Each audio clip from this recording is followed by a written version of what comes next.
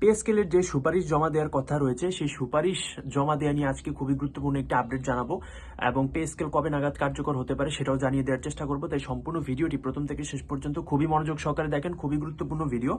Pay স্কেলের সুপারিশ জানা নিয়ে যা জানা গেল এটা নিয়ে আজকে বিস্তারিত আলোচনা করব। তো প্রথমেই বলে নিতে চাচ্ছি যে পে কমিশনের যেই সভাটি হয়েছিল, আপনারা জানেন পে কমিশনের প্রায় 5-6 ঘন্টা যাবত একটি সভা অনুষ্ঠিত হয়েছে এবং সেই সভা থেকে সিদ্ধান্ত আসছে যে আরো 3টা সভা করা হবে।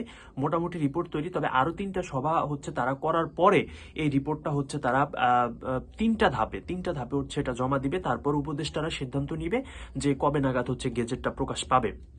তো এখানে সরকারি কর্মকর্তা কর্মচারীদের জন্য নবম পে স্কেল প্রণয়ন নিয়ে জাতীয় বেতন কমিশনের গুরুত্বপূর্ণ বৈঠকে রিপোর্ট জমা দেওয়ার সম্ভাব্য সময় নির্ধারণ করা হয়েছে। দীর্ঘ 5 ঘন্টার সভায় পে স্কেল সংক্রান্ত বেশ কিছু খসড়া সিদ্ধান্ত নেওয়া হয়েছে, যেটা আমি আগেই বলেছি যে পে কমিশনের যে 3 চেয়ারম্যান রয়েছে তার সভাপতিত্বে এই কার্যক্রমগুলো সম্পন্ন হয়েছে। পূর্ণ কমিশনের সভায় কমিশনের তৈরিকৃত ড্রাফট নিয়ে বিস্তর আলোচনা হয়েছে। কিছু বিষয় সংশোধনী এনে পরবর্তীতে আবারও পূর্ণ কমিশনের সভা করার সিদ্ধান্ত নিয়েছে। তবে তথ্য অনুযায়ী এই কিছু কিছু সূত্রের তথ্য অনুযায়ী চলতি ডিসেম্বরের মাসে আরো 2টি সভা করবে পে কমিশন। এরপর জানুয়ারির শুরুতে আরেকটি সভার আয়োজনের পরিকল্পনা রয়েছে। ওই সভা শেষে জানুয়ারি মাসের প্রথম অথবা দ্বিতীয় সপ্তাহে কমিশন তাদের রিপোর্ট জমা দেওয়ার সম্ভাব্য তারিখ এবং সময় নির্ধারণ করা হয়েছে। যে বিষয়টা আপনাদের জন্য বলেছি যে ভিডিওটা সম্পূর্ণ দেখুন, আপনাদের জন্য জানা অত্যন্ত গুরুত্বপূর্ণ।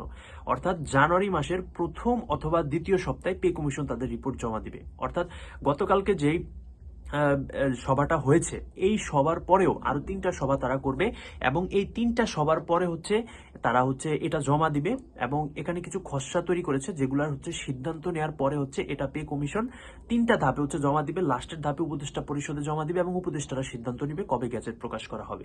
এ ছিল সর্বশেষ আপডেট। প্রত্যেকদিন আপডেট পাওয়ার জন্য চ্যানেলটি সাবস্ক্রাইব করে রাখুন। সকলকে অসংখ্য ধন্যবাদ। আল্লাহ হাফিজ।